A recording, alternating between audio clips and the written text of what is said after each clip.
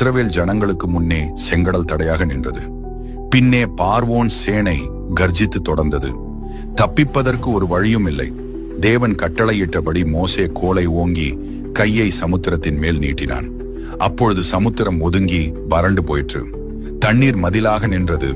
இஸ்ரவேல் ஜனங்கள் நடந்து போனார்கள். பின்தொடர்ந்த எகிப்தியர்கள் தண்ணீரில் அமிழ்ந்து போனார்கள். ஒருவனும் தப்பவில்லை.